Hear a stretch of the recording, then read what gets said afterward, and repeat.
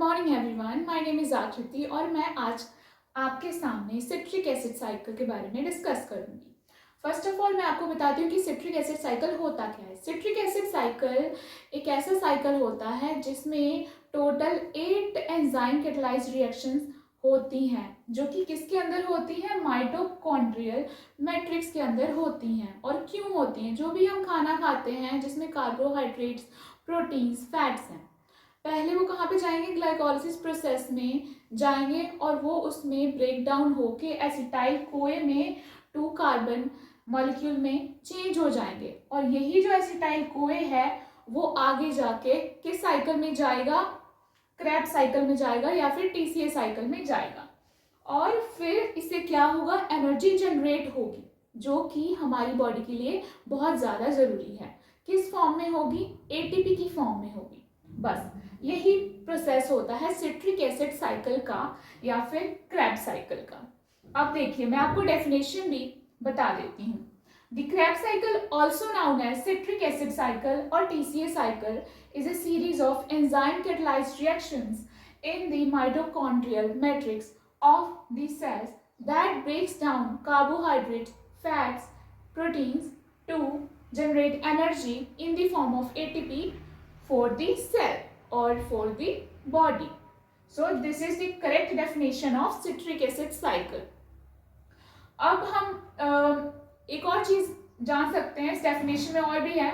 जो भी electrons generate होते हैं ना हमारे क्रेब्स साइकिल में, वो सारे के सारे आगे जाके इलेक्ट्रॉन ट्रांसपोर्ट चेन में जाते हैं। आई होप आपने इलेक्ट्रॉन ट्रांसपोर्ट चेन वाली वीडियो देख ली होगी। अगर नहीं देखी है तो प्लीज चेक इट आउट। और यहाँ पे भी लिखा है मैंने कि the cyclic sequence provides electrons to the transport chain, basically electron transport chain which reduces oxygen to generate ATP। Last में हम देख रहे थे कि जो इलेक्ट्रॉन ट्रांसपोर्ट चेन है, लास्ट में जो एक्सेप्टर होता है इलेक्ट्रॉन्स का वो ऑक्सीजन था, तो ऑक्सीजन वहां पे रिड्यूस हो रहा है, तो एक्चुअल में क्या प्रोड्यूस करेगा, एटीपी जनरेट कर रहा है वहां पे। तो ये रिड्यूस होके, क्योंकि रिड्यूस क्या कर रहे हैं, ये इलेक्ट्रॉन्स को एक्सेप्ट कर रहा है, इसलिए यहाँ पे ये रिड्यूस हो रहा था इलेक्ट्रॉन ट्रांसपोर्ट चेन में। तो ये भी इसमें देखा जाता है क्रेब्स साइकिल में। Okay, or the citric acid cycle brings about the complete oxidation of acetyl-CoA to carbon dioxide। इसकी complete oxidation हो जाती है acetyl-CoA की to carbon dioxide, and जो भी हाइड्रोजन वहां से रिलीज होते हैं, प्रोटॉन्स वहां से रिलीज होते हैं, जो कि लास्ट में वाटर को फॉर्म करते हैं, which ultimately form water। अब मैं आपको थोड़ी हिस्ट्री के बारे में बता दूं। ये जो सिट्रिक एसिड साइकिल है इसके बारे में जो नेमिंग है कैसे हुई थी। पहले सिट्रिक एसिड साइकिल का नेम सिट्रिक एसिड साइकिल क्यों पड़ा, क्योंकि इसमें जो फर्स्ट इंटरमीडिएट प्रोडक्ट होता है वो सिट्रेट होता है। और इसका नेम क्रेब्स साइकिल क्यों पड़ा, ऐसे दिमाग में क्वेश्चन तो आते ही होंगे आपके।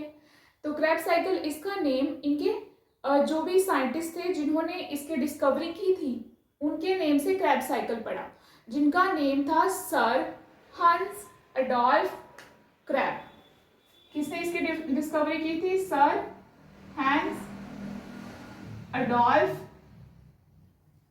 क्रैब। इन्होंने इसकी डिस्कवरी की थी, इसी नाम से इस साइकिल को जाना जाता है, क्रेब्स साइकिल। और टीसीए साइकिल कैसे नेम पड़ा? टीसीए का मतलब होता है ट्राई कार्बोक्सिलिक एसिड साइकिल। अब इसमें जो फर्स्ट इंटरमीडिएट प्रोडक्ट था वो था सिट्रेट, उसके बाद क्या बनेगा, आइसोसिट्रेट। तो ये क्या है, ट्राई कार्बोक्सिलिक एसिड मॉलिक्यूल है, तो इसीलिए इसका नेम क्या पड़ गया, ट्राई कार्बोक्सिलिक एसिड। बहुत ज्यादा कंफ्यूजन थी जब इसका नेम टीसीए साइकिल पड़ने वाला था, क्योंकि टीसीए साइकिल जो है इसमें बहुत सारे ट्राई कार्बोक्सिलिक एसिड मॉलिक्यूल आ जाते हैं, आइसोसिट्रेट, सिट्रेट। तो इसी वजह से इसका जो नेम टीसीए साइकिल बहुत टाइम के बाद पड़ा। जब क्रेब साइकिल नेम इसका पड़ गया उसके बाद इसका नेम टीसीए साइकिल पड़ा।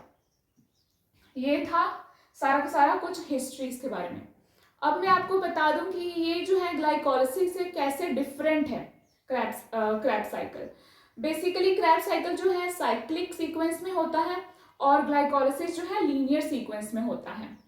और ग्लाइकोलाइसिस में 10 एंजाइम कैटालाइज्ड रिएक्शन देखी जाती है और क्रेब्स साइकिल में 8 एंजाइम कैटालाइज्ड रिएक्शन देखी जाती हैं।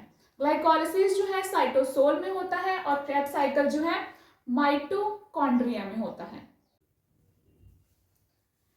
अब देखिए मैं आपको इसके एंजाइम्स के बारे में बता देती हूँ जो आगे जाके यूजफुल होंगी आपके लिए, कि आपको रिमेंबर करना इजी हो जाएगा, जो कि बहुत इंपॉर्टेंट है एग्जाम पॉइंट ऑफ व्यू से भी।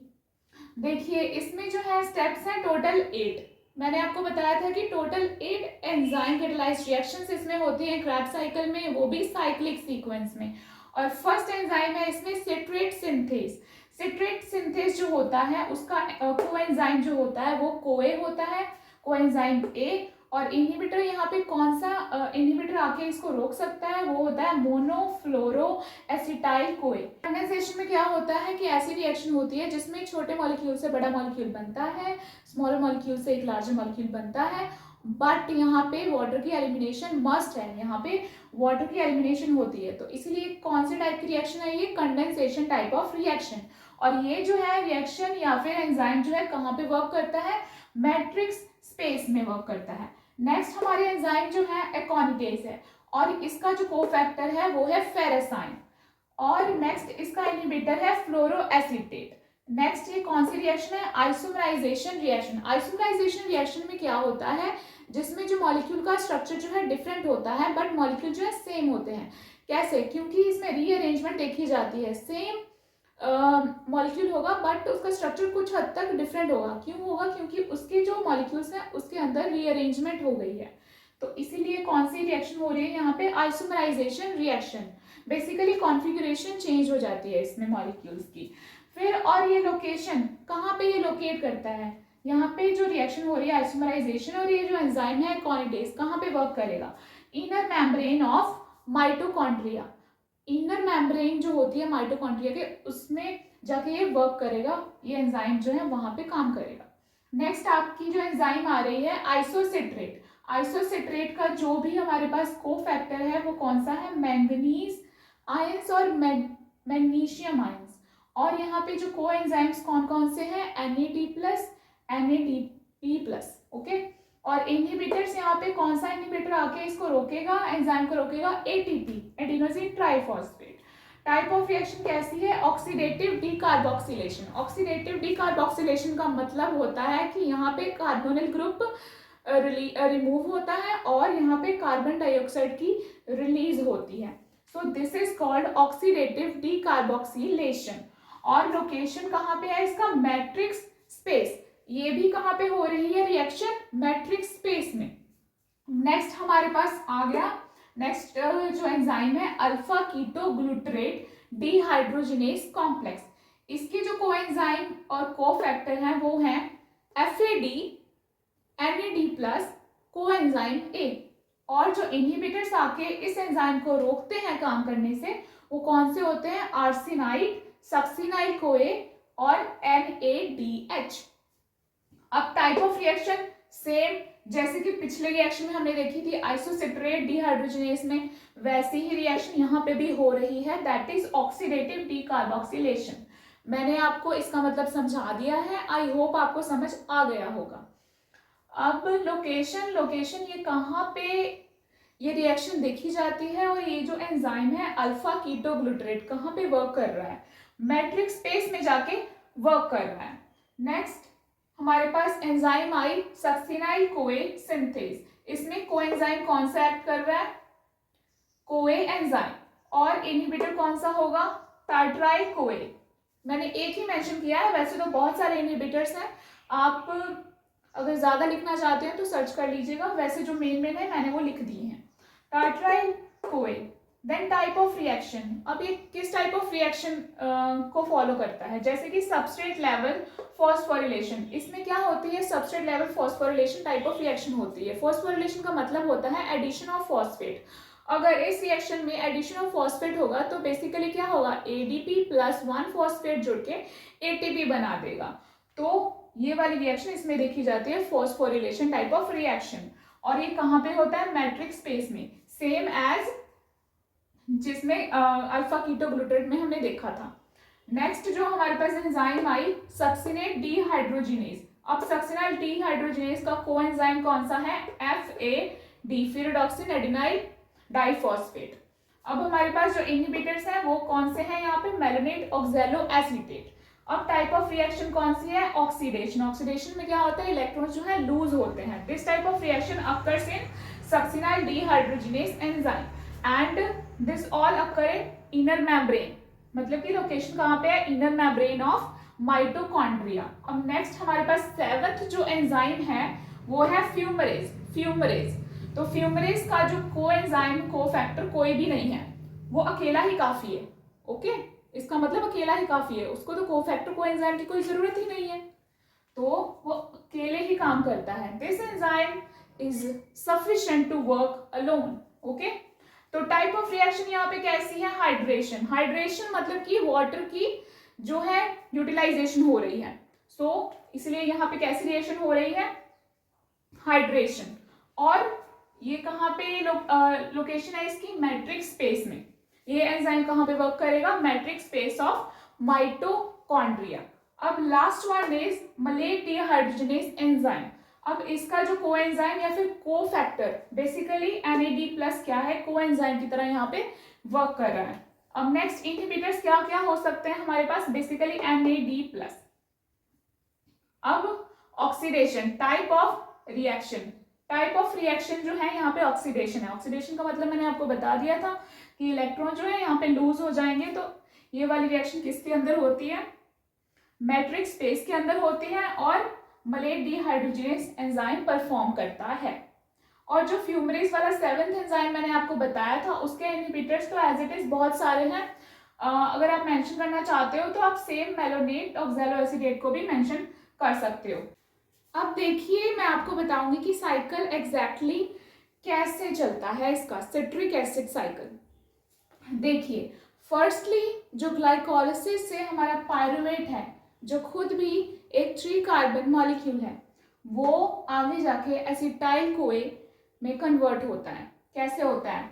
यहाँ पे NAD+ की ऑक्सीडेशन होती है और वो किस में चेंज हो जाता है? NADH+ प्रोटोन या फिर H+ आयंस, और यहाँ पे कार्बन डाइऑक्साइड की रिलीज हो जाती है। तो यही जो एसिटाइल कोए है जो कि 2 कार्बन मॉलिक्यूल है, वो आगे जाके क्रेब्स साइकिल में अपना रोल प्ले करता है। एसिटाइल कोए में क्या होते हैं? एसिटाइल ग्रुप होते हैं। वो जो 2 ग्रुप होते हैं वो कौन रिमूव करता है? ऑक्सैलो एसिटिक एसिड जो है साथ में उसके बाइंड हो जाते हैं, और ऑक्सैलो एसिटिक एसिड जो होता है वो 4 कार्बन मॉलिक्यूल है। जब 2 एसिटाइल ग्रुप जो है हमारे एसिटाइल कोए के ऑक्सैलो एसिटिक एसिड के 4 कार्बन के साथ मिल जाते हैं तो क्या बनता है? हमारा एक मॉलिक्यूल बनता है जो कि ट्राई कार्बोक्सिलिक एसिड होता है, जो कि क्या है? सिट्रिक एसिड, जो कि कितने कार्बन का है? 6 कार्बन का मॉलिक्यूल है। और यहाँ पे कौन सा एंजाइम अपना काम करता है? Citrate synthase. सिट्रेट सिंथेज के नाम से ही पता चल रहा है यहाँ पे क्या बना रहा है? Citric acid. ओके, और यहाँ पे कौन सी रिएक्शन हुई? Condensation reaction. कंडेंसेशन रिएक्शन में वाटर की एडिशन होती है, जैसे कि यहाँ पे मैंने आपको दिखाया है। अब नेक्स्ट देखिए, सिट्रिक एसिड से नेक्स्ट कौन सी रिएक्शन होती है? Isomerisation reaction. आई होप मैंने जो टेबल समझाया था आपको समझ आ गया होगा, जिसमें मैंने मेंशन किया था कि कौन कौन सी रिएक्शन कहाँ कहाँ होती है, कौन से स्टेप में और कौन से एंजाइम के साथ। अब आइसोमराइजेशन में कौन सा एंजाइम इन्वॉल्व होता है? एकोनिटेज एंजाइम। एकोनिटेज एंजाइम क्या करता है? स्पेसिफिकली जो आइसोमराइजेशन रिएक्शन होती है उसमें जो है स्ट्रक्चर डिफरेंट होते हैं मॉलिक्यूल के, पर मॉलिक्यूल जो है सेम ही होते हैं, बस उसमें जो है स्ट्रक्चर में कुछ रीअरेंजमेंट आ जाती है, मतलब कि बेसिकली कॉन्फ़िगरेशन चेंज हो जाती है मॉलिक्यूल्स की, इसीलिए जो है स्ट्रक्चर डिफरेंट हो जाता है उसका। जैसे कि aconitase enzyme isomerization reaction perform करेंगे और सिट्रिक एसिड जो 6 कार्बन मॉलिक्यूल है उसको किस में चेंज करेंगे? सिस एकोनिटिक एसिड। देन यहाँ पे वाटर की एडिशन होगी, फिर एकोनिटेज एंजाइम यहाँ पे रिएक्ट करेगा, देन हमारे पास आइसोसिट्रिक एसिड जो कि 6 कार्बन मॉलिक्यूल है फॉर्म हो जाएगा। अब यहाँ पे आइसोसिट्रिक एसिड के बाद हमारे पास अल्फा कीटोग्लूटरिक एसिड बनेगा और यहाँ पे कौन सा एंजाइम एक्ट करेगा, आइसोसिट्रिक डिहाइड्रोजिनेज। और कौन सी यहाँ पे रिएक्शन होगी, ऑक्सीडेटिव डीकार्बोक्सिलेशन। ऑक्सीडेटिव डीकार्बोक्सिलेशन में क्या होता है, कार्बन डाइऑक्साइड की रिलीज होती है और कार्बोनिल ग्रुप जो है वो यहाँ से रिमूव हो जाता है और यहाँ पे NAD+ की ऑक्सीडेशन हुई और NADH+ प्रोटॉन बन गए। देन यहाँ पे जो अल्फा कीटोग्लूटरिक एसिड है, अल्फा कीटोग्लूटरिक एसिड जो कि 5 कार्बन मॉलिक्यूल है, आगे जाके क्या फॉर्म करेगा, सक्सिनाइल कोए। और यहाँ पे जो है कार्बन डाइऑक्साइड की रिलीज हो गई, क्योंकि ये जो रिएक्शन है कौन सी टाइप की रिएक्शन है, ऑक्सीडेटिव डीकार्बोक्सिलेशन। यहाँ पे कार्बन डाइऑक्साइड रिमूव होगा और कार्बोनिल ग्रुप भी रिमूव हो जाएगा, कार्बन डाइऑक्साइड रिलीज हो जाएगा और कार्बोनिल ग्रुप जो है यहाँ से रिमूव हो जाएगा। ओके, देन सक्सिनाइल कोए जो है यहाँ पे 4 कार्बन मॉलिक्यूल था और वो आगे जाके सक्सिनिक एसिड बनाएगा। इसमें क्या होगा, सक्सिनाइल कोए जो कोए है वो रिलीज हो जाएगा यहाँ से इस रिएक्शन में और यहाँ पे आके सक्सिनाइल के साथ आके फॉस्फेट ग्रुप यहाँ पे जुड़ जाएगा। यहाँ पे एनर्जी की नीड है तो इसीलिए क्या है, ADP प्लस फॉस्फेट मिलके क्या बनाएंगे, ATP, एडिनोसिन ट्राइफॉस्फेट। और कौन सा एंजाइम यहाँ पे एक्ट करेगा, सक्सिनाइल कोए सिंथेज, क्योंकि इसने सक्सिनिक एसिड बनाना है इसीलिए सक्सिनाइल कोए सिंथेटेज यहाँ पे एक्ट करेगा। और कौन सी यहाँ पे रिएक्शन हो रही है, फॉस्फेट, यहाँ पे फॉस्फेट ग्रुप यहाँ पे ऐड हो रहा है, इसलिए ये कौन सी रिएक्शन है, सबस्ट्रेट लेवल फॉस्फोरिलेशन। अब नेक्स्ट देखिए, सक्सिनिक एसिड से फ्यूमरिक एसिड बना। फ्यूमरिक एसिड बनने में कौन सा एंजाइम इन्वॉल्व हो रहा है, यहाँ पे सक्सिनेट डिहाइड्रोजिनेज। और यहाँ पे FAD+ की ऑक्सीडेशन होगी। ऑक्सीडेशन मतलब कि क्या होता है, लॉस ऑफ इलेक्ट्रॉन्स, और क्या फॉर्म करेगा, FADH2। Okay, next fumaric acid. Fumaric acid से मैलिक एसिड बना। फ्यूमरिक एसिड कितने नंबर ऑफ कार्बन वाला मॉलिक्यूल होता है, 4 कार्बन, और मैलिक एसिड भी 4 कार्बन का होता है। फ्यूमरिक एसिड से मैलिक एसिड बनने में कौन सी एंजाइम इन्वॉल्व होती है, फ्यूमरेज। और यहाँ पे कौन सी रिएक्शन हो रही है, हाइड्रेशन। हाइड्रेशन का मतलब होता है वाटर की एडिशन। अब मैलिक एसिड से ऑक्सैलो एसिटिक एसिड बना। अब ऑक्सैलो एसिटिक एसिड जो होता है 4 कार्बन मॉलिक्यूल होता है और यहाँ पे कौन सी एंजाइम इन्वॉल्व हुई, मलेट डिहाइड्रोजिनेज। और यहाँ पे रिएक्शन कौन सी हुई, ऑक्सीडेशन। ऑक्सीडेशन किसकी हुई, NAD+ से क्या बना, NADH+ प्रोटॉन्स या फिर H+ आयंस। और ये जो है साइकिल फिर से रिपीट होता जाएगा। अब मैं जो बेसिक है कुछ इंपॉर्टेंट पॉइंट्स है इसके सिट्रिक एसिड साइकिल के वो मैं आपको बताऊंगी। ये जो है 8 स्टेप एंजाइम कैटालाइज्ड रिएक्शन होती है और ये जो है साइक्लिक सीरीज में चलती है। और थर्ड पॉइंट है कि इसमें जो है 3 NADH बनते हैं और 1 FADH2 बनता है। But in case of 1 acetyl CoA, अगर एक ग्लूकोज की बात की जाए तो टोटल 6 NADH बनेंगे और 2 FADH2 बनेंगे। अगर ATP की बात की जाए तो इसमें जो है पर ग्लूकोज पे 2 ATP प्रोड्यूस होते हैं। तो ये है पूरा सिट्रिक एसिड साइकिल या फिर क्रेब्स साइकिल।